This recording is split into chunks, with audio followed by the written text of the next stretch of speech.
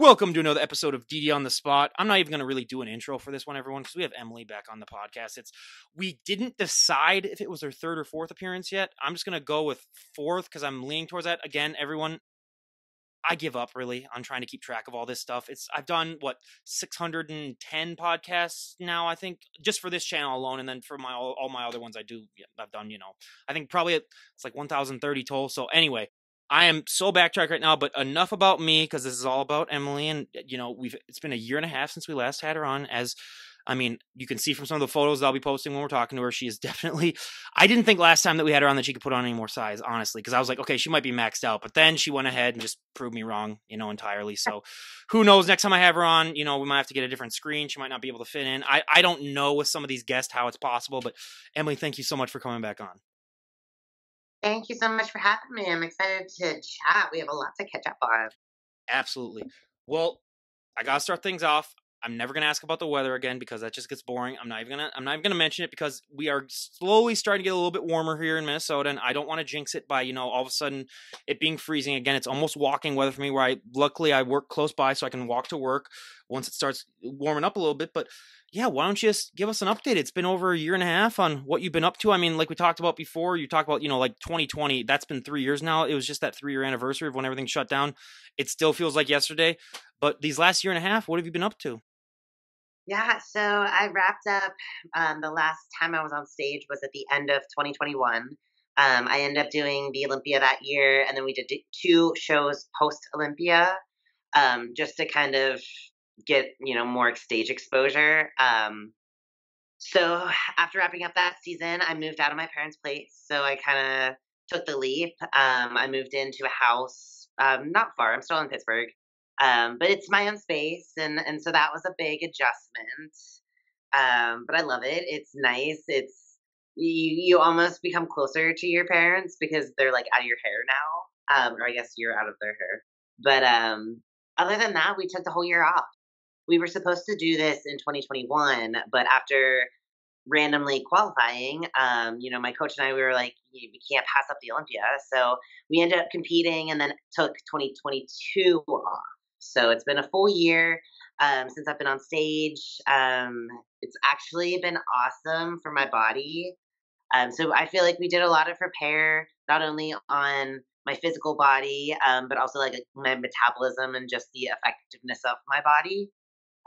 So yeah, it's been great. Now we're in a diet phase right now, hoping to get on stage this year. Not sure on what show yet, just because we're seeing how my body is adapting and coming in. Since it's been a while since we've dieted down.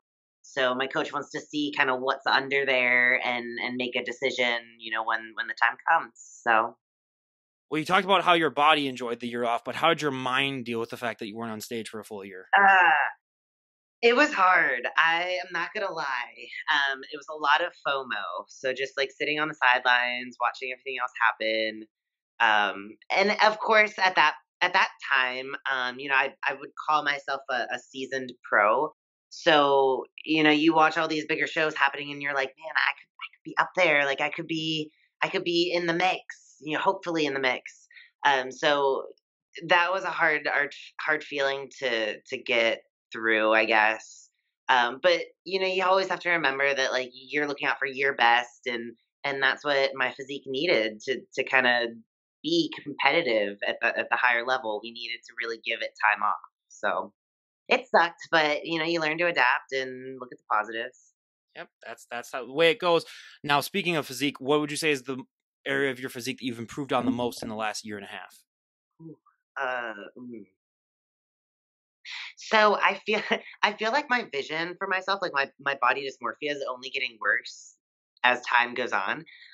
It's like it's at its ultimate worst. Like I am so analytical of myself. Pretty soon she's just gonna be like this and be like, I don't even think I work out anymore. And so you're just Yeah, like, dude. no, it's bad. Like prep goggles times like 1,000. For those who understand that, but like I would say, I think, I think my back came up. It's still not where I think it needs to be, but it's definitely better. So I'm excited to see how that translates to stage, to see how much of that hopefully new size I can and hold on to, through the diet phase. But I mean, I think overall, my upper body, my arms, my delts, I think I packed on a little bit, kind of all over the upper body. So I would say just like the balance of my physique is a little bit better. I mean, you can always tell when you're wearing a baggy sweater and you can still see stuff through it. That's when you know that like stuff that like stuff has been going on right there. So yeah, it gets to a point where it's like, yeah, you can't even really hide it. It's just it's just not possible. So It's so I actually only wear like baggy clothes just because I don't like that like claustrophobic feeling. And it saves me from like being seen in public and having the comments and the yeah. I don't like it, so I go in hiding all the time. yep, that's the one thing I remember about you. But hey, that's great too because I mean, me myself, honestly, I don't know if I could deal with all that attention to it. It would be get a little bit, too much for me. But we got to talk about your thighs too because like we talked about this right before we started recording. But like I'm gonna have a photo pop up because it's like, what the hell's going? Like it gets to a certain point where I'm wondering myself, like when they're that big, does it get to a point where that might be a problem for you? Like walking through stuff and doing stuff just because like when they take up that much space, like has that ever been It's weird because like on a daily basis, I'm constantly worrying if my legs are getting smaller. Like it's so messed up. But then at the same time, like the chafing is unreal, unfreaking real. So like in the summer, especially bulking this past summer, it was rough. I'm not gonna lie. Like to to wear shorts because it's hot. Pittsburgh gets we get some 90-degree days, so it's pretty hot and sticky and humid. But like the rubbing, and then I'm like, wait, maybe my legs actually are big-ish. But like it's so funny because I'm constantly like worrying that they're smaller. Always like day I walk into the gym and I'm like, what if my legs are like tiny? What if they look like toothpicks? Like in my mind, that's what. Yeah, it's bad. so we're getting a very good idea of what extreme body dysmorphia can be, especially for competitors. How long into your journey do you think before that really started to take over? And how do you at least try to cope with it? Because obviously you're not going to, solve body dysmorphia. It's always going to be around, but so a two-parter. Um, so I'm not so messed up because that sometimes I can look at pictures of myself or like in the mirror, and just be like, wow, that looks big. Like I look big right now. But it's like a very fleeting moment. It comes and goes, and then 2 seconds later, I'm like, man, like my shoulders are crappy, and this is tiny, and this is so small. Like, so like it does. There are moments where I can like see myself, and I actually like see what everyone else sees, if that makes sense. But then like I think it's where my perfectionist like trait of my personality comes out is where like you're never good enough. Like I always joke that even on show day, I'm like, but that could be better. Even though like that is your peak physique. Um, but yeah, it's just like I'm never gonna be. I don't think I'll ever be satisfied. Um, it's I think, and that's part of being a bodybuilder. I think it all kind of brings us together that we don't see what we want to see, if that makes sense. So it's a constantly chasing that like perfection, which it's not even possible to do so. So A bodybuilder perfectionist. Never heard that one before. Yeah, tell me something new. So, but yeah, that yeah, again, that's what you need to be if you want. If you're like one of those people that's just like, yeah, I don't care really what I look like, then it's you can get a good look, but you can't really get that bodybuilding look. And the one thing that I do really appreciate about your page, especially on Instagram, is that you do post all year round. Regardless, I mean, I've seen I've seen you have like the Stay Puft Marshmallow Man phase, and then you get down to the leaner phase too. And I is that hard for you to do that, or has it gotten to a point where you've just done it for so long that like posting photos like that, you're just like, yeah, whatever. so the way I see social media, for me at least, it's like my online journal. So I don't. My mind just doesn't work in the way of like creating a character or like marketing yourself in a certain way. I just post what I'm feeling or what I want to say or kind of what's going on in my life at that time. And when I started competing, I know I would get in these like weird funks and be like, I don't know if I should look like this. I don't see anyone else that looks like this. And that's where being as transparent as possible is kind of my goal with my Instagram page. Because I want to be one of those women out there for the younger competitors getting started that says, look, she does soften up, or her delts aren't always so visible. Like she gets softer. It's not normal to have that hard, really defined shape in your body of muscle. So I think for as long as I'm a competitor, I'm always going to show all sides of it. I'll never go into like a hiding phase. There might be times where I don't want to post certain things. We all have our self conscious moments and things that we're insecure about, but it is what it is, and that's all part of the process. And you can't skip, the bad parts to get the good parts. You have to have them both. So Well, when we talk about the body dysmorphia, does that ever leak into other sides of your life too? Because I know sometimes like body dysmorphia, it can lead to other things that happen in your life too. Do you just keep it really on your bodybuilding, or are there other times where like with other areas of your life? Because for me, like the stress from my job alone like impacts other aspects of my life, and I cannot imagine what the stress of bodybuilding does for your own personal life. But if it affects it, how do you do that? Because I'm always looking for answers on this podcast. I found a couple of them just on how to deal with that type of stuff. yeah, I think as I'm like obviously maturing as a woman, I feel like for me, body dysmorphia kind of like rears its ugly head when it comes to like my dating life. Um, because a lot of the times I'm like, do guys even find my body attractive? Like, because I'm obviously not a normal looking female. Like we're shaped differently, or we're bigger, or we're bulkier in certain And I'm areas. just going to be 100% honest here, everyone, and I'm going to get flack for saying this, but most of the guys that are going to find you like super attractive, they're not going to be the ones that you're going to want to be in a relationship with. So I'm just speaking from experience of dealing with some of these people. Yeah, they're not the best bachelors available. So I'm just going to say that because I've Yeah. always wanted to say that, and now I can finally say it. Yeah, but it definitely goes through your head, a little bit more so during the extremes. And obviously with bodybuilding, it's a life of extremes. So you're either softer than you want to be, you truly want to be, or you're more sunken in and angular. And for most guys, they don't find that attractive. A lot of my guy friends have said that like that super dieted phase where we're like 6 weeks out and under, it's not attractive because we're just super like sucked in, and everything's harder, our faces, and they like the curves. So it's hard to kind of want to put yourself out there all of the time, especially when your body's changing so much over time. It's hard to like feel confident all the time. So that's kind of where my body dysmorphia affects me in my day to day life. I mean, that's the thing that I love you for saying that, because like I've seen so many times where people just assume that just because you look that way, you must be the most confident, cocky person that's ever lived. Just because people just think a lot of times they don't understand the hard work and the dedication that this takes. They think a lot of times that like, oh, they're just blessed genetically, which they are, but like a lot of people just assume just based on your appearance, you must be like super confident and stuff like that. And it's like, I've been very hard pressed to find a bodybuilder that's like actually like cocky and confident. And if they are, they're a bad actor too. So you can just see right through them. So there is that. So yeah. And it's hard. I mean, trust me, being just a normal looking guy too, and with dating, it's hard enough as it is. So I can't even imagine your scenario. So yeah, it's especially tough out there My too.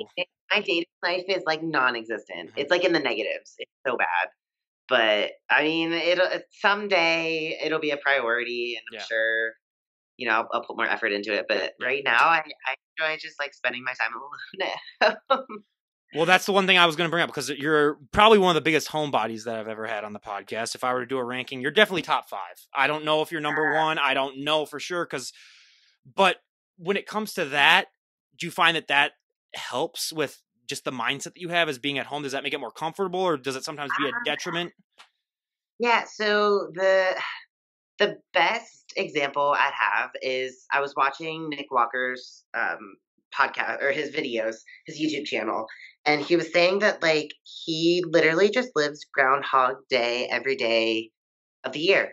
It's the same over and over. He does the same things at the same times, and that's kind of how my life is. Um, and a lot of the times to be social or to really do anything with friends or any significant others or anything, it's really hard to explain to them that like, hey, I can come, but like I gotta leave by 8 p.m. because I need to be in bed by 9:30 or 10 or what. Like it's a lot of or getting up early for cardio or meal timing, certain things like that. It makes it really difficult to kind of lead a normal or life. So I've found it's just easier to kind of like do what I need to do, and that means being at home when I can eat when I need to eat, and I don't have to worry about peeing all the time because I have a bathroom right in the house. It's weird. These are things that like You it become a just water fountain, basically. Let's be honest. yeah, it's so annoying.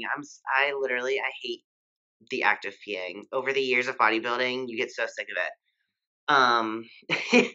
But yeah, it's like it's comical because it's like if you don't live this way, you don't understand all the intricacies of it. Yeah. Um, Oh, but if that's I really didn't talk to so many people, I would say like these people are absolute freaks. I don't know what the hell is going on there. Like it's you oh literally yeah, live in your own box. yeah. Like it's it's so boring in a way, but there's so many things that it takes to be good at it, if that makes sense. So, like, you have to be on top of your shit at all times, having everything organized, having all your meals ready to go, your workouts planned, your chores and everything done. And then at the end of the day, it's like when you do have time to do social stuff, I don't have the energy to. Like, I just want to chill. I just want to nap. I want to go to bed. Like, yeah, it's a boring lifestyle. I mean, I'm gonna have to add my own 2 cents into that because so many people I've had comments and I've had people, oh, you must be the luckiest guy in the planet. You get to talk to these women and all that stuff. And it's like, well, first of all, this is 9,000 times more boring than whatever it seems like. It's me literally dialing a number, then I hang up, and then I'm literally just editing this stuff by myself in a room. There's nothing glamorous about this. I've met 5 of them in real life because I went to a local show, which I can tell you about later too, because that was hilarious. Because being 6'3" and meeting all these shorter people, it was very funny. It was. I got a few photos I might have to share where I'm literally like I got my arms like down to here really, and I'm just like on their heads basically, like my elbows basically are. Oh no. But I look like a giant yeah, oh right yeah, now. yeah, absolutely. So that was hilarious. But yeah, it's again, I blame social media and all that stuff for that. They make a lot of people's lives more interesting than they actually are when it's not. Yeah. It's weird though, like when the whole quarantine happened in 2020, I felt like everyone was on like a level playing field because I didn't feel like a homebody because everybody was a homebody. Oh, I wasn't Or jealous at all of my friends that were doctors. Like normally I'd be jealous of them because like there's like why were they blessed with that type of intellect? But like when they were in quarantine, I was like, hey, I don't need to be jealous of them anymore. So this is for yeah, now, so yeah. it was like everyone had an excuse to just be like lazy homebodies, which was awesome because that's what I am naturally. I know. I was in my element. I was gonna say yeah. Some of my guests were like thriving more than ever in during Yeah. quarantine. Where just imagine a guy like me though, as talkative as I am in quarantine. Just don't even try to picture it. It wasn't that Ugh. fun. Yeah, the socialites I of would be of like the world I mean were what I was this close to just standing in a corner talking to myself. mm. I think it's different, like when you're in that crazy it's so weird to think that that was like real, thinking back at it. But like I was quarantining with my parents, Yep. so I had people to interact So was with, I. Yeah. right? But like my sister, for example, she was or my brother both, they were both at their apartments in their cities by themselves. And obviously with work shut down, they were working from home. So like there were days in a row that they could go without even like seeing another human being. So like I can see where some people like went nuts and like lost their minds a little bit. Oh yeah, absolutely. Luckily I had my 2 brothers. My older brother just moved back in. He didn't even need to, but he just did it just because he wanted to be with with the family during that time. Because everyone forgets during the early stages, people sometimes thought it was like the apocalypse, basically, just because that's what everyone was hyping it up to be. Which now we laugh at that, but like yeah, people did for a while. So then my older brother, my little brother was already still, but he's in San Diego now, which lucky bastard. But yeah, so he's down there and I'm still up here. I had to bring it up. I'm gonna get emotional and I'll talk about how I'm still stuck in this hellscape. Well, he got to go free. So So I know I love Pittsburgh. Don't get me wrong. he's been It's a there for great a city. year and he sent me 2 times that it rained there. What? Yeah. the West Coast is gorgeous, man. If like, I feel like if I wasn't the baby of Yeah. the family, I think I'd be a little bit more adventurous. But I'm always like nervous to go too far from home because I want to be able to come back and visit and be within like a day's trip. But like with the West Coast is a different world, man. The views out there. No disrespect to some of the guests I've So, had on, but I've talked to too many West Coast guests where I was like, yeah, probably not going to be good for me out there. Some of the people, the personalities you get on oh, the West every time I Coast, go, yeah. I'm like, I don't want to go back. Yeah. Every time I get off the plane, I'm like, I might just miss my plane home. I'll just stay here forever. Yeah. No matter what city, wherever, whatever state, it's all pretty out there. Well, no, for me, it's the people, though. The people kind of ruin it for me. I don't really like the whole West Coast kind of people. You're talking to No? someone from the upper Midwest where, like, if you don't hold a car door open for someone, people look at you like, what the hell's your problem, basically. So, yeah. It's like, and then you go to, like, LA or, like, New York, and you're just like, wait, people actually act like that? It's not just like in the movies where they're just, like, literally yelling at people that they don't even know. And then you're just like, oh, okay. I Yeah, see, I guess haven't been to New York yet, but like New York City scares the out of me because it's so big with so many people. I think like I would get like anxiety attacks. I don't know if I could handle New York City. I've been there 4 times. The last time I went there, this is all like before I graduated high school. We went there for vacations and then we did all that. It's the first time you go there. Yeah.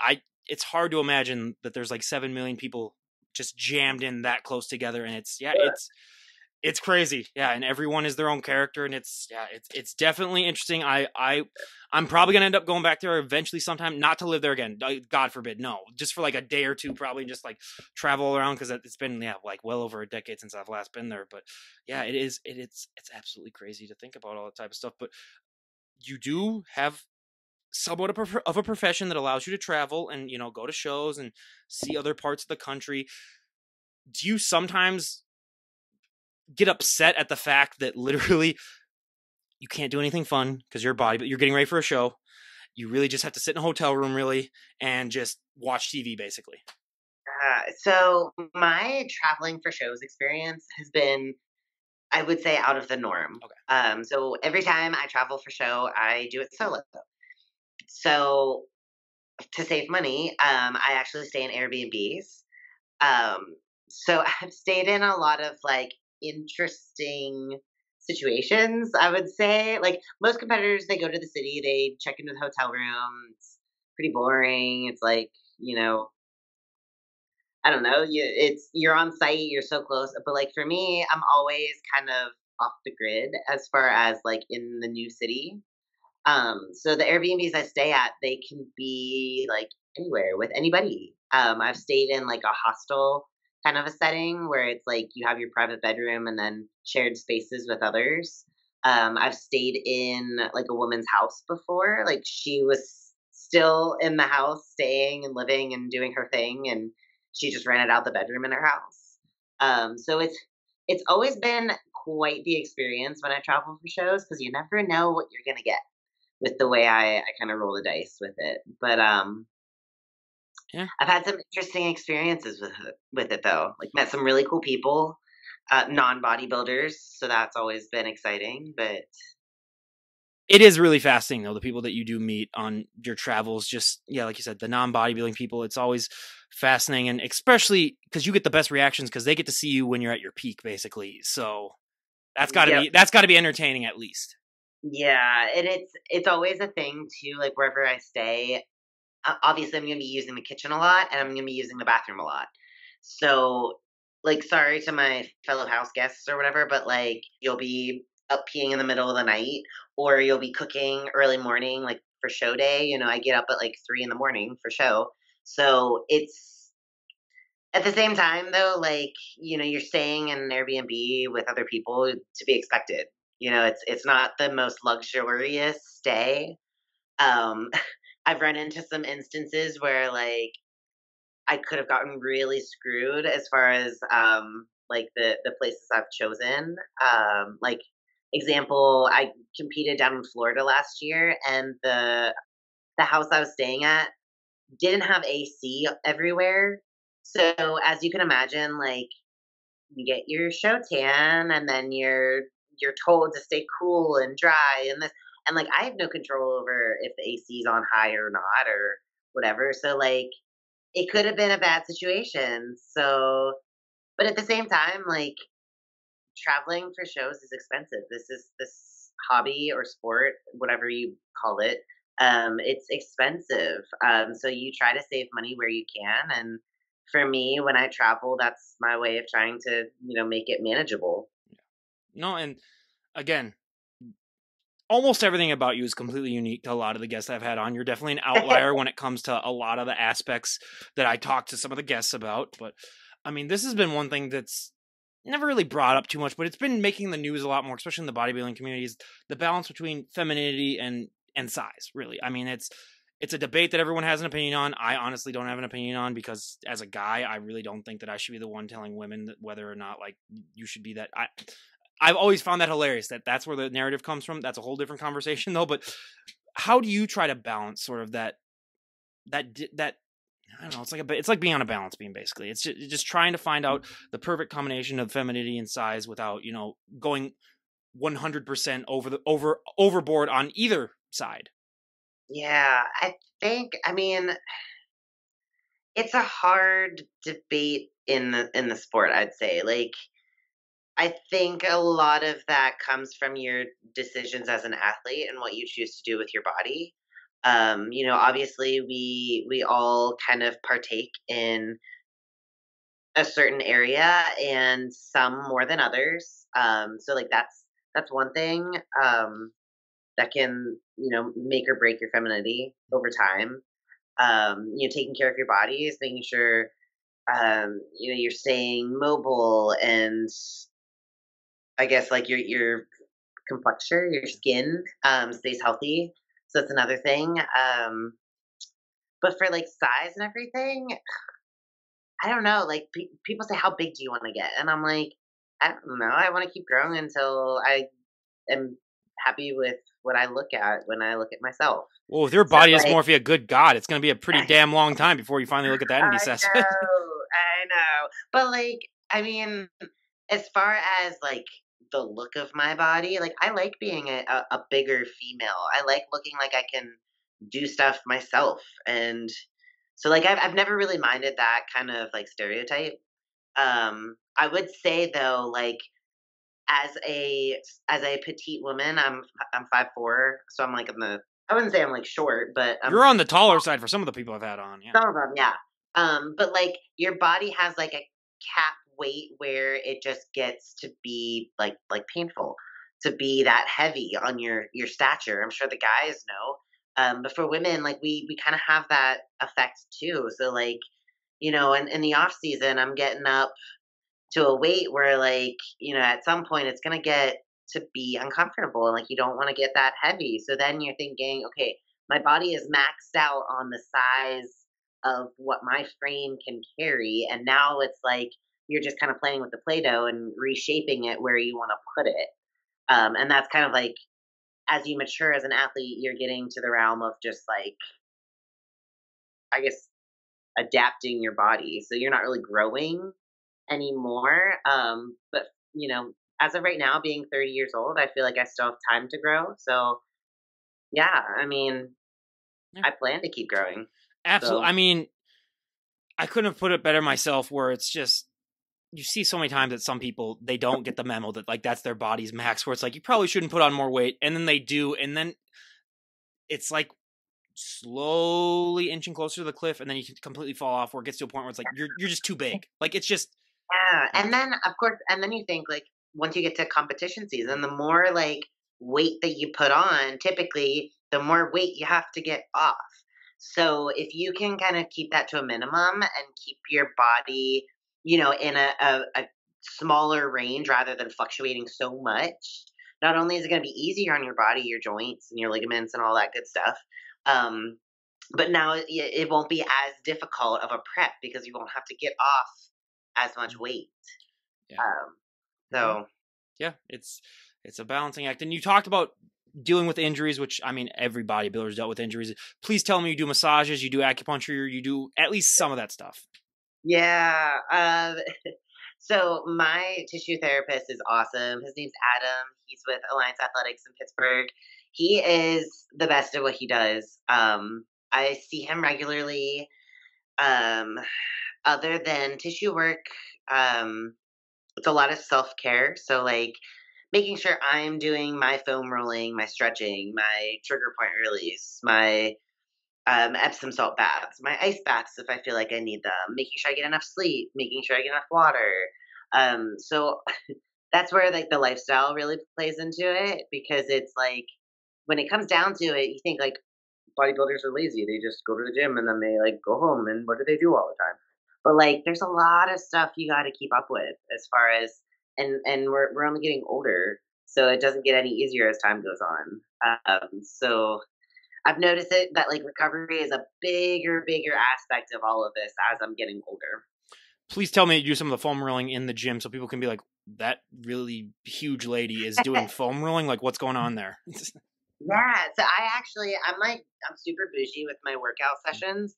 Like I do the same warm up and usually typically somewhat of a cool down. Right now it's like a lot of posing, but my warm up is typically like a good half hour. I go in, I'll bike for like 5-10 minutes. I'll go into the room, do some dynamic stretching, then Okay, I'll you go got to in. film yourself biking because that's gonna be that's gonna be a sight to see. Like with your thighs just riding that bike, that's got to be that's something that blows up on Twitter or Instagram. Basically, Oh my God. you just gotta play like the Wicked Witch, the Wicked Witch theme from Wizard of Oz, basically when you're pedaling on Oh the thing. God, I can see it now. I can see it. If I had a TikTok, I would, Oh yeah. but yeah. So then I go into some dynamic stretching, and then I'll typically foam roll for a little bit, depending on what I'm training that day. So that's an aspect. Like I really do recommend to people to get into the habit of that.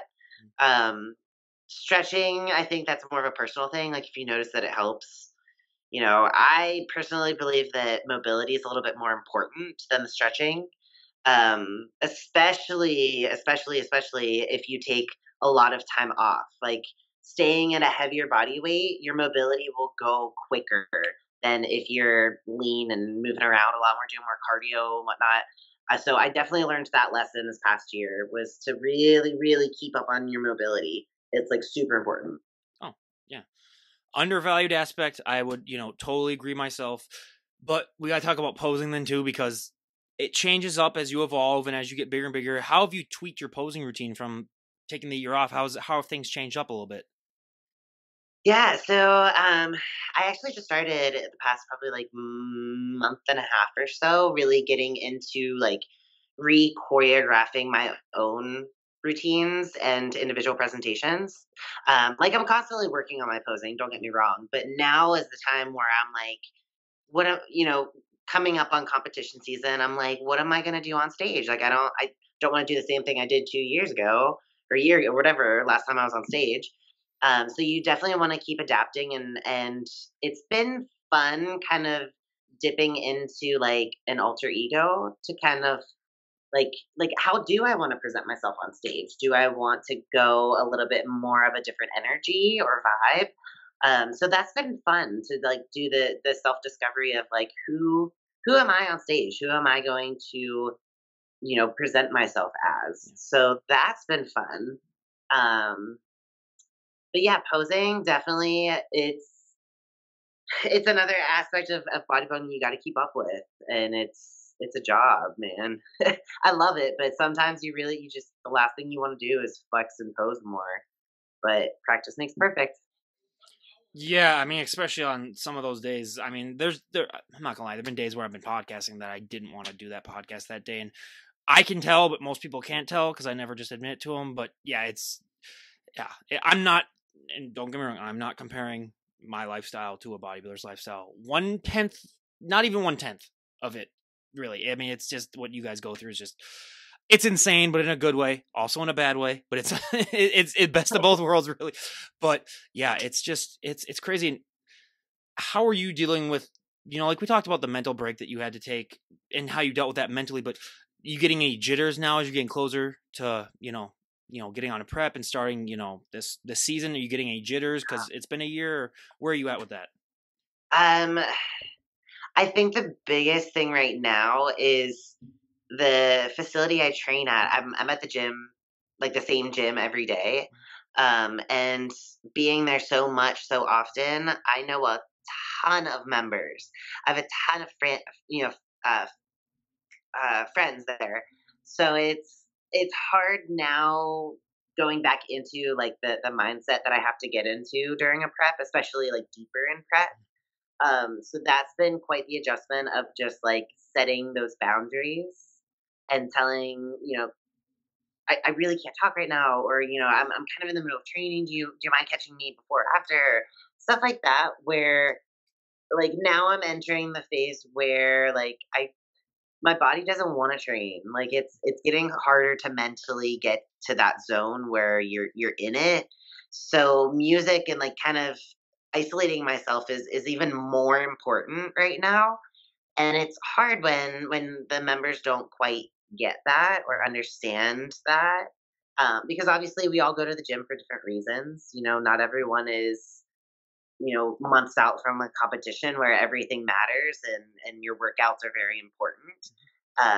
Some are just going for socialization or fun or to see their friends. So that's been a huge adjustment. But me personally, like I'm super excited to get back up on stage. I literally cannot wait.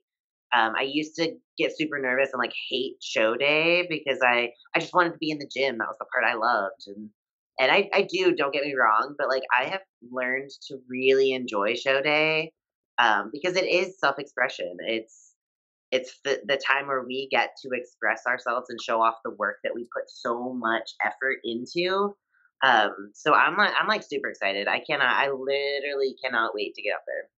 Well, I love to play devil's advocate, and this is a question that I've been doing for the last few dozen guests, and I really like the answers that I get. So let's just say back in 2015, you never got the bodybuilding bug. You might have worked out a little bit and then been like, oh, okay, whatever, and then just stop.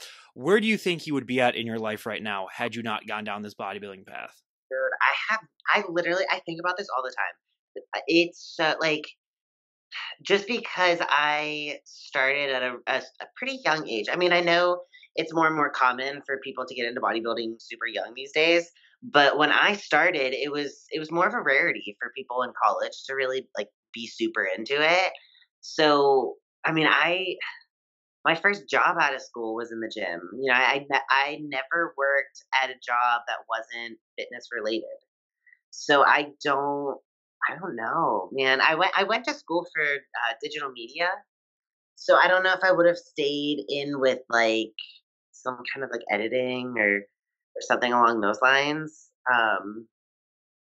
I mean, like back in the day, I was a Photoshop junkie. I would do Photoshop. I would do Final Cut. I would make my own projects and edits, and so I kind of like obviously technology changes things a lot.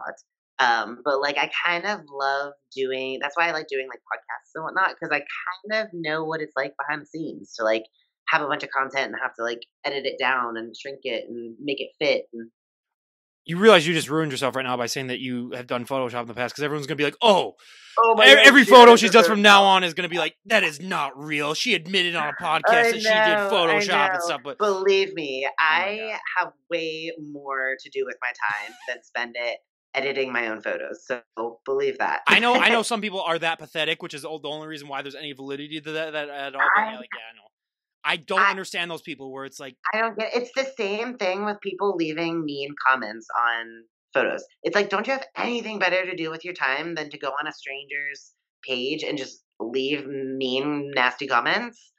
Uh, I guess their time isn't as important to them, I oh, guess. I thrive on those whenever they do it on my stuff because I have so many insults just ready for them that that's my favorite part of this is Oh, you come back at insulting them people. too. Oh, absolutely, yeah. Like I've whenever someone says like if it's a woman who then says to someone like, oh, she looks like a man, and then I just usually reply down like, what's your excuse?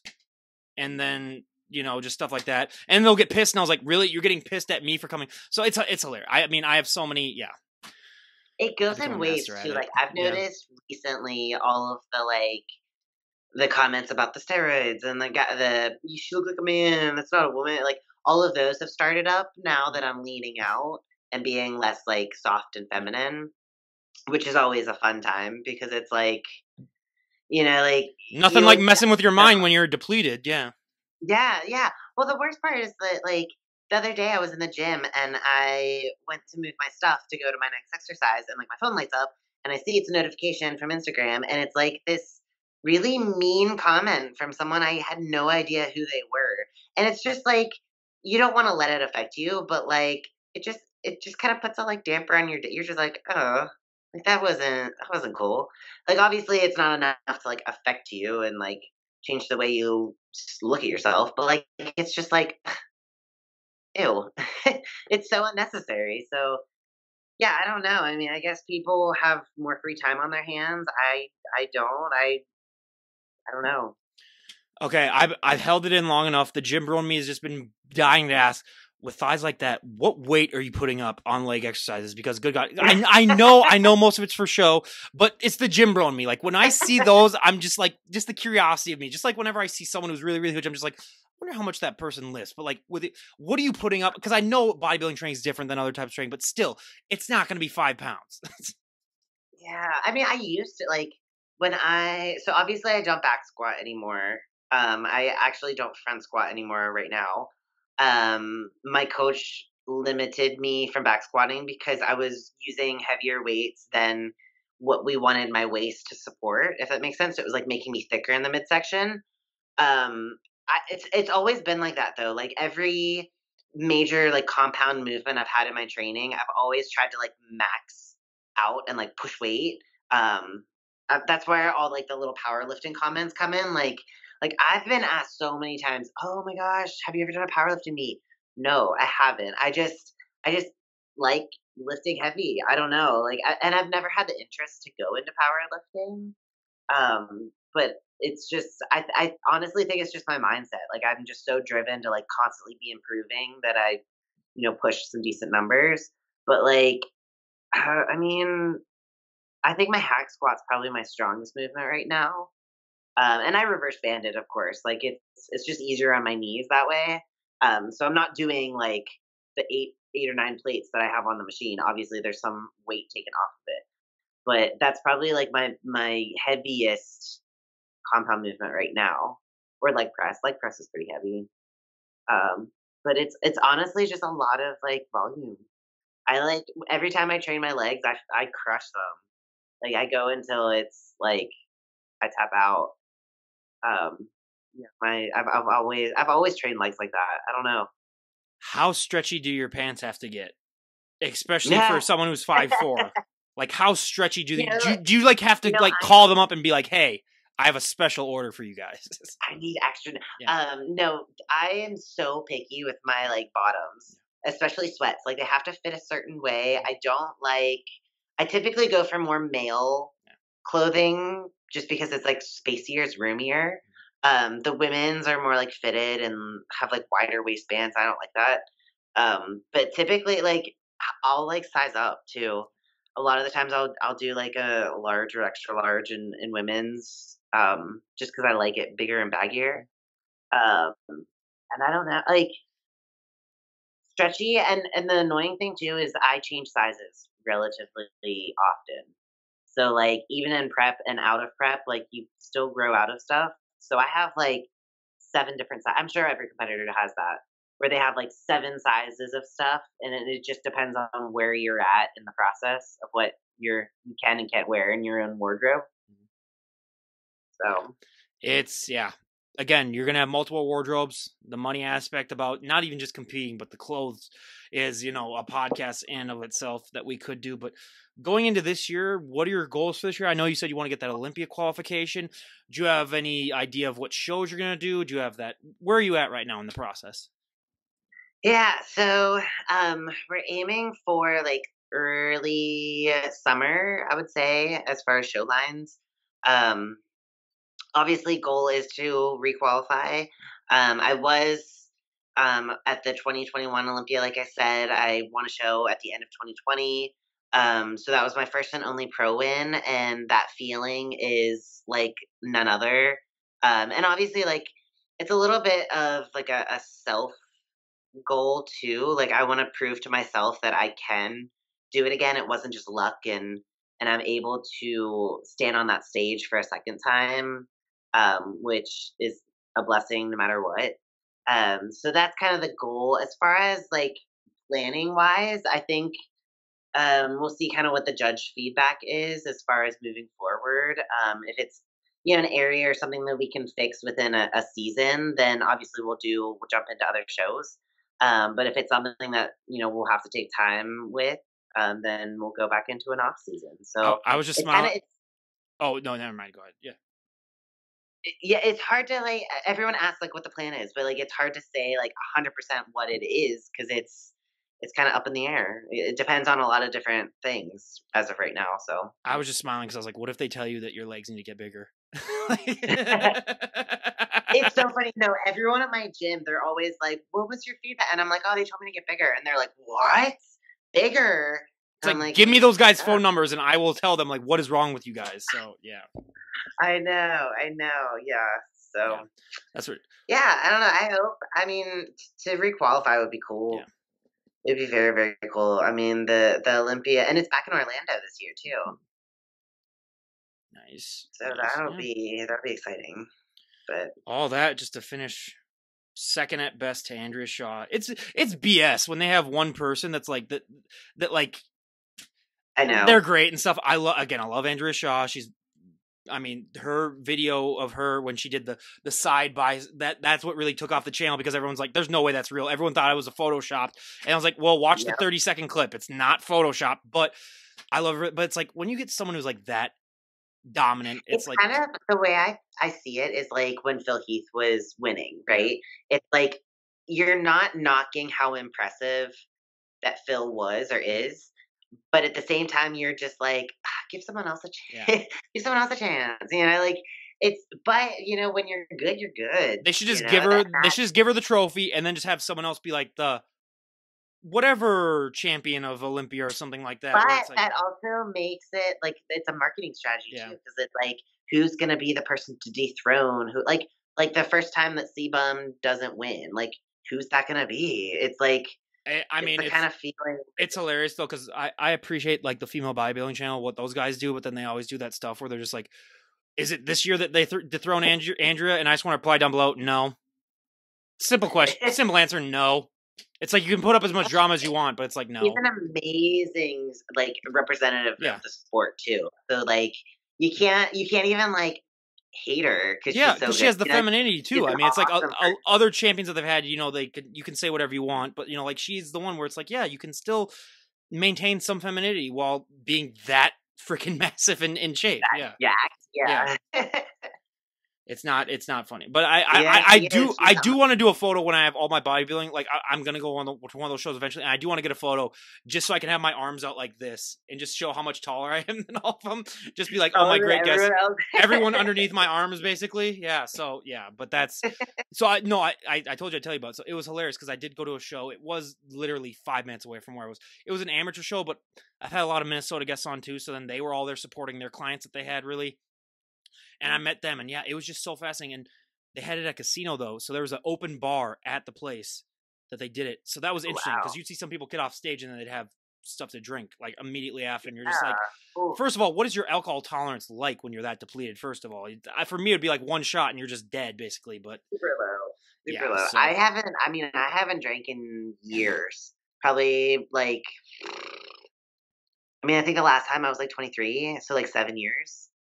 So I don't even know what my tolerance is regular, and then let alone like dieted there's only one down. way to find Oh, out. probably like a one and done type deal. Like one shot and she's Yeah. out. Oh yeah. Yeah. No, but yeah, the last time I drank was last August. Believe me, I don't drink that much at all. So, and it was a friend's wedding, so obviously I blacked out, and it was a lot of fun. But To be honest with you, I would never want to wake up feeling hungover.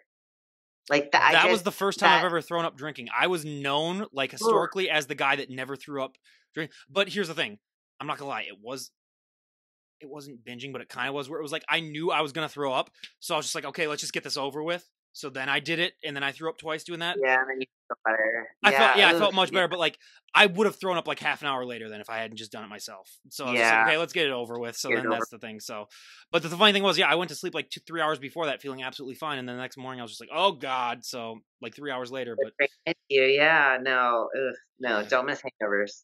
was it worth it though? Absolutely, with the amount of fun that I had. Absolutely. Was it Not. worth it though? Yeah. Oh, absolutely.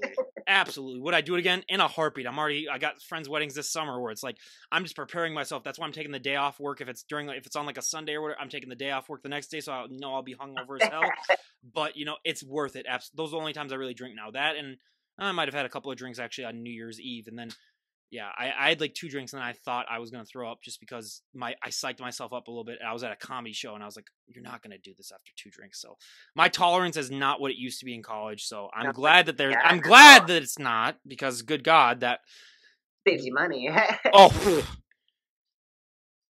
yeah, there would be a point where, yeah, if I was drooling like I was in college, it'd be like a third of my expenses would be just alcohol, which would, that's not nice. So enough about me though. I don't want to make people think, oh, he was an alcoholic, which I was. Like, let's be honest, not like an alcoholic, but like every college student really is when you really think of it. Or a lot of them are when you really think about it. But yeah, so again, I ask these this final question is a question that I ask you every single time you come on. I will continue to ask it. If someone were to walk up to you, Emily, you can change one thing about the sport of bodybuilding and everyone would go along with it, what would be one thing that you'd like to see changed?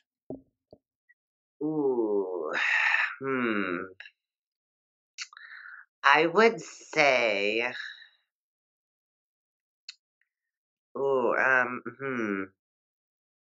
that's a good one. One thing about bodybuilding that I would say the glamorization of it. Money. Oh, the expensive. Yeah, yeah. Well, prize money too, good God. That would be nice. Yeah. That's why so many people want to get into competing, and I'm like, why? It's such an expensive hobby. Like, if you're doing it just to do it, I get it. Like, you want to check it off the bucket list. Show You want them the this if they experience. say they want to compete. That's an empty wallet right there. Oh my god! And like for women, like we have hair and makeup and suit and like it's disgusting, and it's only getting more and more expensive as obviously like inflation goes up. Yeah. Great, right? But like, yeah, it's not cheap. It's not cheap at all. And I would say like that kind of rolls into like the glamorization of it. Like, just know what you're getting into. If you do choose to get into the competing world, because it's kind of like a rat race. Mhm. Yeah. Yeah.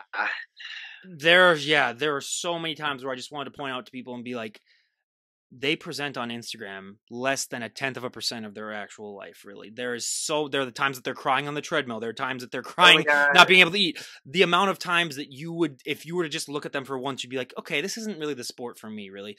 And again, that goes to your guys' dedication, what you guys put yourself through, that you're able to step on that stage is so impressive. But again, like the general public, another reason why I kept doing this podcast, even though people were like, why are you interviewing bodybuilders? It's like, because no one talks to especially the females, like no one knows what they go through, especially the female body, which is not meant to be as muscular as it is, just genetically and naturally. It's not meant to be like that.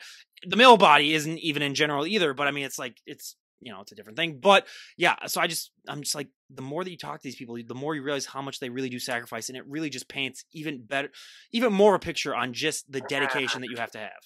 You have to get really good at being uncomfortable. Mm-hmm. Just all the time. All the time. Yeah. So yeah, yeah. that should literally just be the slogan underneath bodybuilding. It should. Get comfortable being really uncomfortable. should. Yeah. That really. Oh, it's so true though. It's so true. Absolutely. Well, I mean, Emily, I can't thank you enough for coming back on. It was an absolute delight to talk to you. I will have you back on again. I don't know how much longer I'm going to be doing this. I can guarantee this won't be the last time I'm talking to you. It might be the second to last. It might be the 19th to last. Who knows how long this podcast is going to keep going on. But again, thank you so much for coming on and giving us an update and just having a nice conversation with us. Yeah, thank you so much for having me. I always have a great time. Absolutely. Well, everyone, this is Ryan Johnson, DD on the Spot, signing off. Have a great day, everyone.